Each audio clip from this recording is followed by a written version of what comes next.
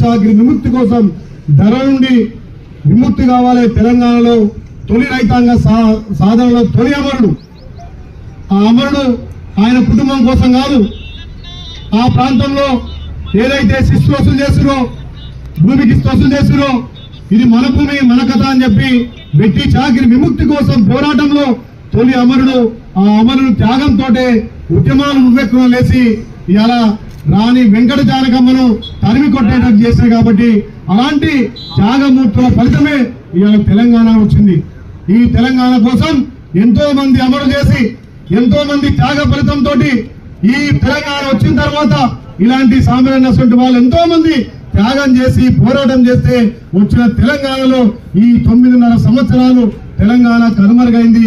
ఏ రకంగా అభివృద్ధి కాలేదు. ఇక్కడ ఒక మంచి నిర్ణయం, గొప్ప నిర్ణయంతో సామాన్యులను భారీ మెజార్టీతో గెలిపించారు. కాబట్టి ఇప్పుడు ఈ ప్రజాపాలనలో అన్ని వర్గాలను కలుపుకొని ఏదైతే సాయుధ రైతాంగ పోరాటంలో అమలయ్యారో, ఈ తెలంగాణ మరి ఉద్యమంలో అమలయ్యారో వాళ్ళందరినీ స్మరించుకొని వాళ్ళ స్ఫూర్తి త్యాగంతో వచ్చిన తెలంగాణలో ప్రతి బీద బిక్క అందరూ కూడా అభివృద్ధి కావాలి.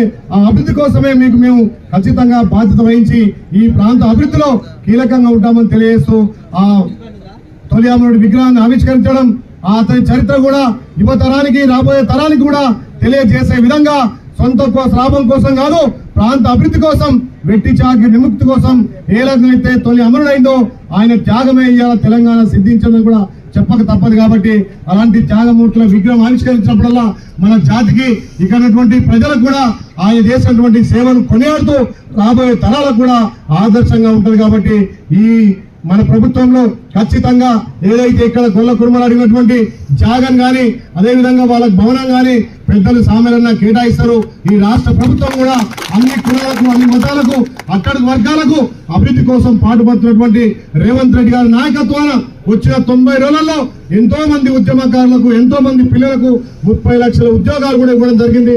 ఈ ప్రాంతాన్ని ఖచ్చితంగా అభివృద్ధి చేస్తానని చెప్పి సామాన్యులకు నాకు కూడా మన గౌరవ ముఖ్యమంత్రి చెప్పింది. కాబట్టి మన ప్రాంతం వెనుకబడ్డ ప్రాంతం, ఈ ప్రాంతాన్ని అభివృద్ధి కోసం అందరం కంకణం కట్టుకొని ముందుకు పోవాల్సిన అవసరం. కాబట్టి ఇలాంటి దొడ్డి కొమరయ్య స్ఫూర్తితోటి, ఇంకా త్యాగ ఫలితంతో రైతాంగం కూడా ముందుకు పోవాల్సిన అవసరం ఎంతైనా ఉంది. కాబట్టి ఇలాంటి త్యాగమూర్తులు స్మరించుకొని ప్రతి గ్రామాన ఈ కూడల్లో విగ్రహాన్ని పెడితే రాబోయే తరాలకు ఆయన త్యాగ ఫలాలు కూడా ఉంటాయి. అదే విధంగా ఒక చాకలి ఐలమ్మ, అదే విధంగా ఒక ఎంతో మంది త్యాగ ఫలితంతో వచ్చిన తెలంగాణ ఇవాళ ప్రజల పాలన వచ్చింది. కాబట్టి ఆ ప్రజల పాలనలో ప్రజలందరూ కూడా అభివృద్ధి ఫలాలు అందుకోవాలనే ఉద్దేశంతో ఈ ప్రజాపాలన జరుగుతుంది. కాబట్టి నాకు నమ్మకం ఉంది, ఈ తుంగతుర్తి కాన్స్టిట్యూన్సీ లో శ్యామలన్న గారి నాయకత్వాన ఖచ్చితంగా అభివృద్ధి అవుతుంది.